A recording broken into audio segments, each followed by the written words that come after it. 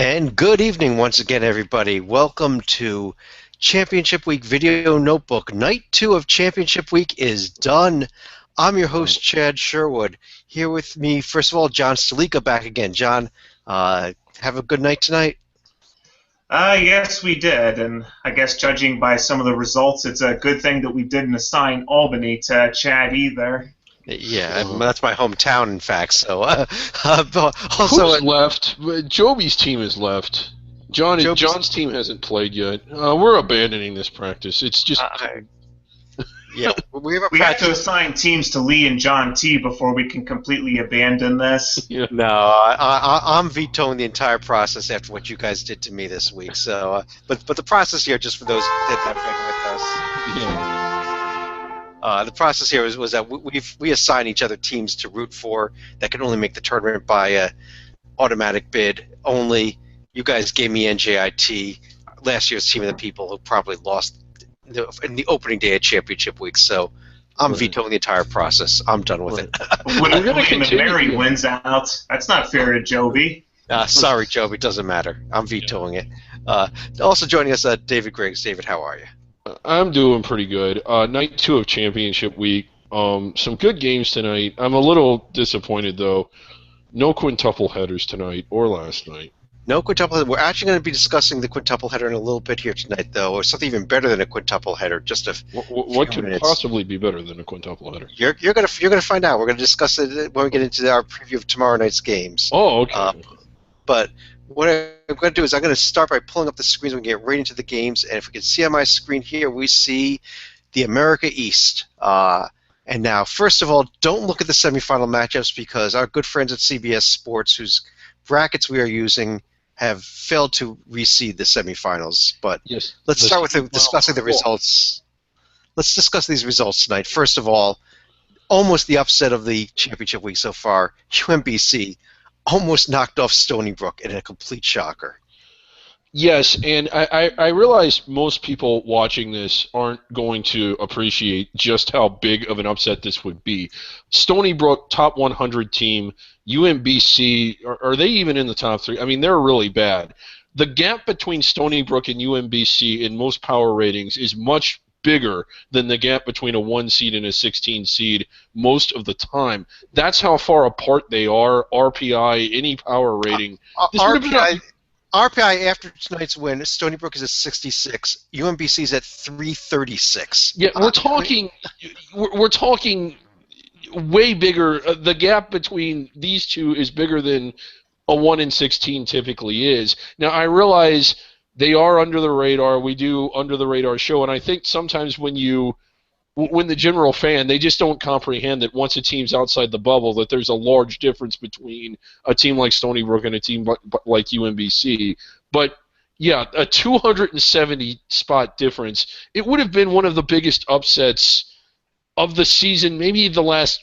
I don't know. Did UIC beat Illinois one year when they were in the 300s or something? I mean, it would have been a massive upset. Yeah, I'll put it another way here. UMBC is in the top 25 in terms of all the centenary rankings here, but they were competitive not just for the first half, but for a good 10 to 15 minutes of the second half as well. Right. It was preposterous. Yeah, we discussed last night that we thought there was a huge disparity between the top 4 and the bottom 4 teams.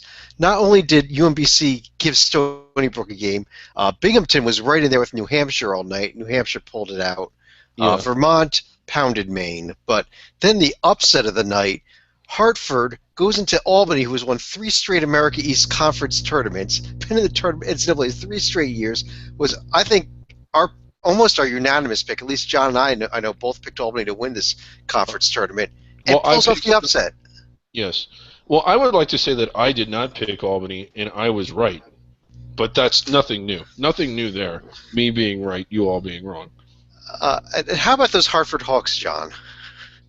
Yeah, this would have been a team that we could have assigned to our colleague Lee Del Vecchio, who seems to have season tickets to all the teams in the Connecticut 6. Yeah. But what we have now, the semifinals won't be coming up until Monday night. The matchups are incorrect from what you see on the screen there. There is a reseeding. So Stony Brook will actually be hosting Hartford. Vermont will be hosting New Hampshire as the two semifinals. With these new matchups that are not what you see on the screen there, David, I assume you're sticking with Stony Brook. John, who do you think wins this, Steve? Are you on the Stony Brook bandwagon now? It's always a good sign when Hartford is getting a standing ovation at Stony Brook once they announce the score. So, I mean, I could see Vermont possibly giving Stony Brook some trouble, but I think this is the Seawolves' year now. I did pick New Hampshire to be in the championship game. I'm going to stick with that, but at this point they're going to be playing. They're going to have to win at Vermont and then be playing host to Stony Brook to be be playing at Stony Brook in the championship game. Yeah. If Stony Brook does not win this tournament, they're never going to win this tournament. Albany is gone. Vermont is the scariest team left, I guess. So we'll see what happens. We're going to go on. They have to beat Hartford at home and most likely Vermont at home. If they can't do that, I'm sorry. But the good thing is that Albany will not blow it at home against Albany this year.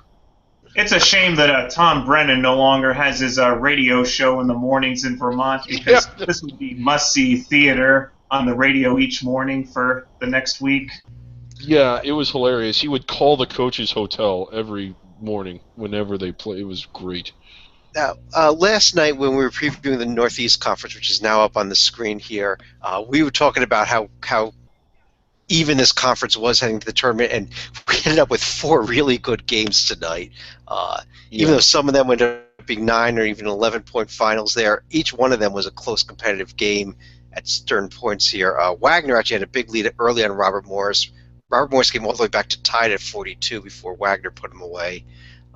Mount St. Mary's was down, I believe, 14 points in the second half at SFNY before they came back. And then the upset, LIU Brooklyn, pretty much cruised over Sacred Heart. And David, the game of the night, I think, was that Fairleigh Dickinson SFPA game, though. Yeah, it was. It was the game of the night, and it was the poorest attendance of the night. But I will say this: we watched it. The Fairleigh Dickinson fans that were there were going bananas the whole game. I mean, and granted, they had plenty of room to run and jump and move around because it wasn't that crowded.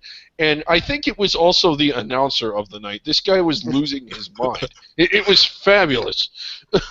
It really was. He made up for every fan that wasn't there. He made up for. Now, Fairleigh Dickinson will be in the semifinals coming up on Saturday. They will actually be playing host to Mount St. Mary's. Again, the brackets there in this are wrong again. CBS. We're gonna have to talk to them and get them to correct this. But Fairleigh Dickinson will be hosting Mount St. Mary's in one semifinal. The other semifinal, Wagner will be hosting LIU Brooklyn. Don't be deceived by that final score you see between Sacred Heart and Long Island Brooklyn. The Blackbirds actually led by as many as 19 points in that game, but Sacred Heart was actually able to cut that to a 1-point lead late in the second half, but just could not get over the hump. Where were the fans tonight at Fairleigh Dickinson? I mean, I realize that these are elimination games. I realize that they're way below the sight line of the national psyche, but I mean, it is like if you get to play until you lose, and if you win, if they win, they're in the semis with a chance to go to the NCAA tournament. But having said that, the fans that were there were incredible. Hopefully, it'll be better attended against Mount St. Mary's coming up on Saturday. This Fairleigh Dickinson program has been awful the last few years. I believe this is the first time in about the last 3 or 4 years they've even made the NEC tournament. Going in there with a 2 seed.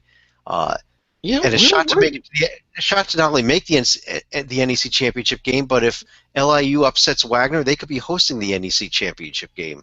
Right. Part of me wonders if there was a silent protest going on by Fairleigh Dickinson fans, because David brought this up in the email thread where Mount St. Mary's school president actually had to resign today for some pretty off-color comments. Mount St. Mary's, yes, won their basketball game. They've had a spectacular day as an institution. Their president resigns, and this is true. I don't know, we're not going to be able to get the USA Today article up, but he made a comment about how freshmen were like puppies, and we need to drown the puppies and hold guns to their head to make them tougher. Like, not a very presidential thing to say. Jim Phelan would not approve of those comments whatsoever.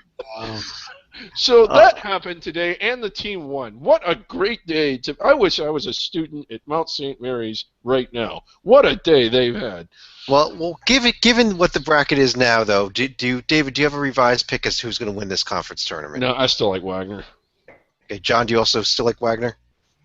Yep, and I hope it's not the kiss of death for the Seahawks. Well, I'm going to go a little different here. I'm going to go with this Fairleigh Dickinson team. I had picked SFNY, so they're out already. I'm going to go with Fairleigh Dickinson now. See if they can't make the run here and get some more fans in there on Saturday. Fairleigh Dickinson fans, show up Saturday. I haven't heard yet if it's going to be the 2 o'clock or the 4 o'clock game on Saturday, but whichever time it is, be there. Show and up this at is 2. Chad If it's the sticking up 4 for the o'clock, state of New Jersey. Yeah. Show up at 2 o'clock. If it's a 4 o'clock game, you hang out for 2 hours and tailgate. Just show up at 2 o'clock. Right. Get there. Get there. All right. The other 2 games that were played tonight were in the Ohio Valley Conference, which should be coming up on the screen right now.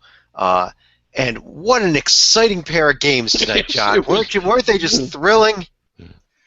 Yeah, they were thrilling enough that I didn't mind my laptop actually crapping out on the feeds for 2 of those games. My feed was cramping out too, and this is normally. I mean, we watch a lot of games on the OVC network. It's a great network. It was one of the first ones. Actually, David, I've been complaining about the OVC network all season. Actually, I've had lots of problems with them all year. So, well, screw them then.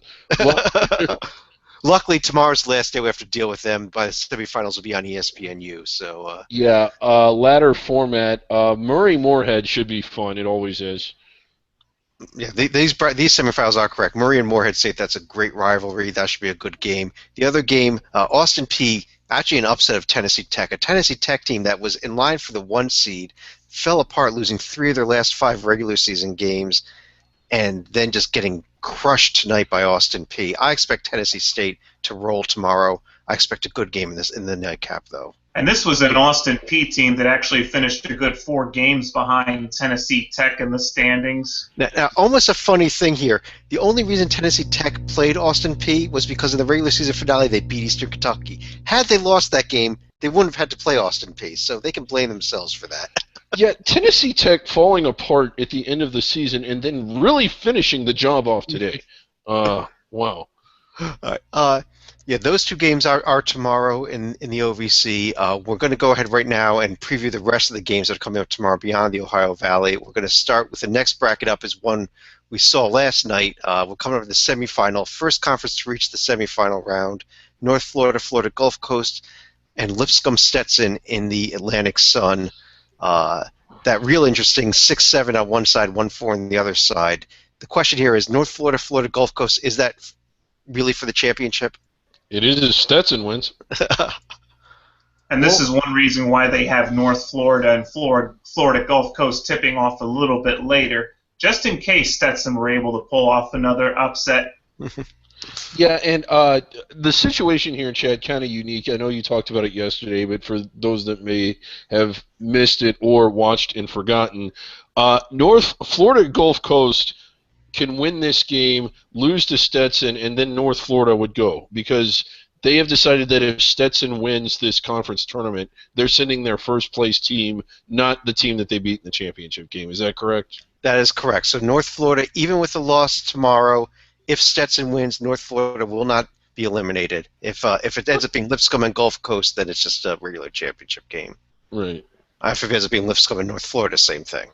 Yes. So, in a way, I'm kind of rooting for Lipscomb just because it's a little bit too strange. Yeah. That would be pretty awesome of North Florida fans to go down to Florida Gulf Coast and storm their floor if Stetson wins. That's what I want to see. Or even if it is, well, I guess if North Florida and Stetson reach the play in the championship game, we could have the rare double court storming if Stetson wins and their fans storm the floor court. But when you say rare, has that ever? Dude, that would be incredible. It almost happened last year in the SWAC, but Southern pulled out the win. Texas Southern pulled out the win over Southern. The other conference that we did see started last night continues again tomorrow. Patriot League. David, your team, Army hosting Colgate. These games are conference, are at campus sites. BU hosting American, Navy and Bucknell also. I'm sorry, Lehigh and Bucknell hosting games. Anything you're looking forward to in these 4 games tomorrow night? Well, no, just Army, my team. We are going to win this league and go to the NCAA tournament, first time ever. And again, like, it's good that you assigned me West Point because although I didn't go to West Point, I think I personally embody everything that institution stands for.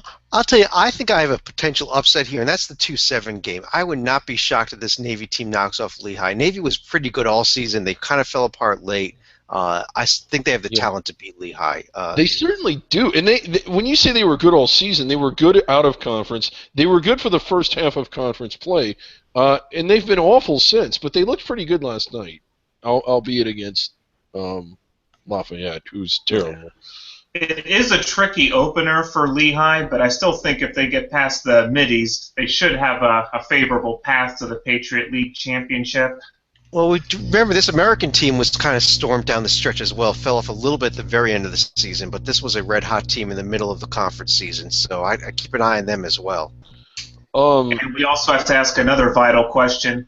Is this game on the roof tomorrow night? Yes, it is. It is. It's beautiful. The roof is one of my favorite. St. Francis Brooklyn is probably my favorite. It's the best venue in college basketball. I think St. Francis Brooklyn should try and host a Final Four. That's how much I love that venue. This is not 1942 anymore, David. Sorry.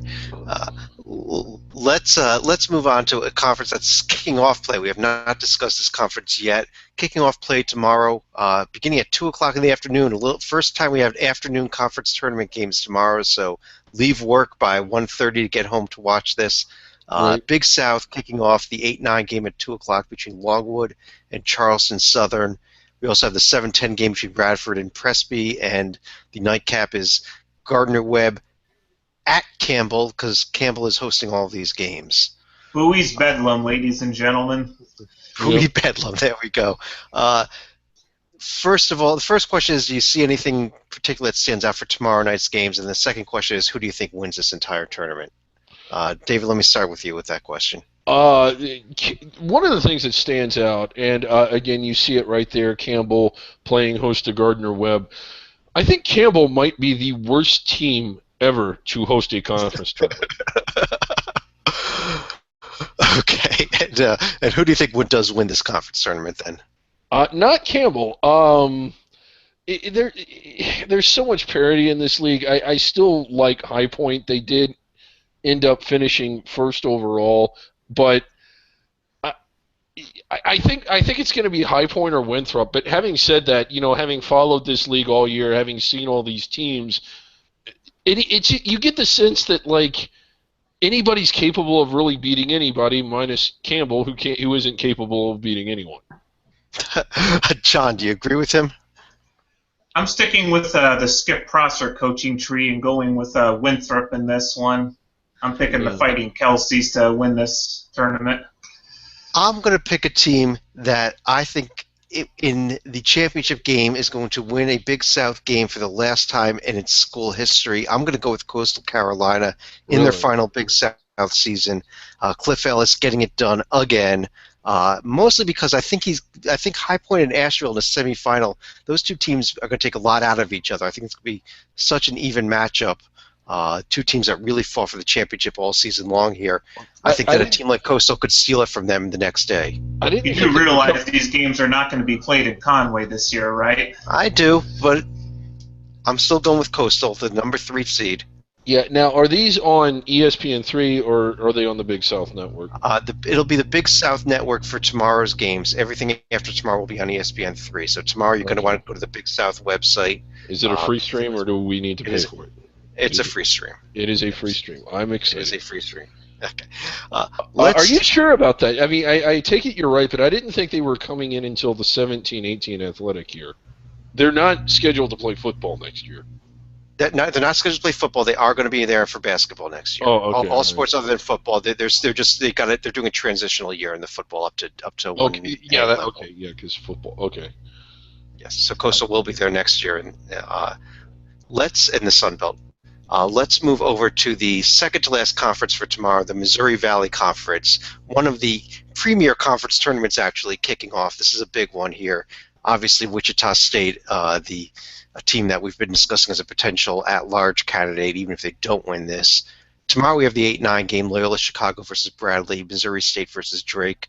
Arch Madness kicking off tomorrow, though, David. Yes, love this tournament. This has been one of the best tournaments historically, I think. Yeah, it certainly has. And as far as the fan experience, as far as the atmosphere, and as far as just the quality of the play, the rivalry in this league, it generally has at least one team inside the bubble, sometimes more. The last several years it's had, two, and I think one year it had as many as three. It has. I think Wichita's inside the bubble again. If Wichita wins their quarterfinal game, I think they're safe no matter what, and I'd still lay 60-40 that they get it, even if they don't. One of the things about this, and looking at these games tomorrow, Loyola was a team that I thought was really going to be good this year, especially with how strong they had finished the end of last year and what they had coming back. They won the CBI last year, correct? Yeah, they did, and they have just been extremely disappointing for them to not even to finish 8th in a league that isn't as good as it normally is. Is Wichita State your pick to win this conference tournament, or do you think somebody else is going to steal the bid here? Wichita is my pick, but I need to qualify that by saying that I don't think they're going to run away with it. And I wouldn't be surprised if they went down in the semis to Northern Iowa. I think those other two quarterfinals, we'll talk more about them tomorrow night. I think those are two very good-looking games there. Northern Iowa, Southern Illinois, Illinois State, Indiana State. Yeah. John, your pick to win the MVC. I'm going to pick Wichita to win this, but I do think it is pretty vital that they win this tournament because there is a good chance that we're not going to see chalk hold up for many of these matchups here. Because I think there's a very good chance this bracket could possibly fall apart depending on what Southern Illinois and even the Trees are able to do in their quarters coming up in a couple days. I'll tell you, my pick here is I think that Wichita State is not going to win this conference tournament. I'm going with the Evansville Aces to win this. Whoa, okay. And defeat Northern Iowa in the championship game. So I'm picking a little bit off the chalk there. I think we've seen that happen in this tournament before. Northern Iowa's playing pretty well, and Ben Jacobson is a really good coach. And they gave Wichita fits the last time that they played. It would not surprise me at all to see UNI beat Wichita in the semis. All right. David, I saved this one conference here for last. I mentioned at the top of the show that we do not have a quintuple header. We have something even better than that in the Metro Atlantic. It combines the women's games and the men's games tomorrow. We have a sextuple header, 6 games tomorrow in the Metro Atlantic. The women start at 9:30 a.m. with their 3 first-round games, and beginning at 5 p.m., the men's first-round games, Ryder Quinnipiac, Canisius, Niagara, Manhattan, Marist. And David, can you tell us where we get to watch these games? Well, I'm just pumped. Six games. I can't wait to watch them. A sextuple header. This is going to be amazing. Yeah, where do we get to watch them? On the internet. No. What? Welcome to the Metro Atlantic that does not have any streaming whatsoever for its first round games. Maybe you could find a radio feed somewhere. That's all you're going to get. We need to send Lee Del Vecchio. We need to send him. Let's get to look at these games here. As far as tomorrow's games, I got to highlight that Canisius Niagara game, though. I mean, talk about Iona Manhattan, probably the #1 rivalry in this conference. Canisius Niagara being, I believe, about 30 miles apart, 25 miles apart from each other, right in the Buffalo area there in New York. 2 of the big 3.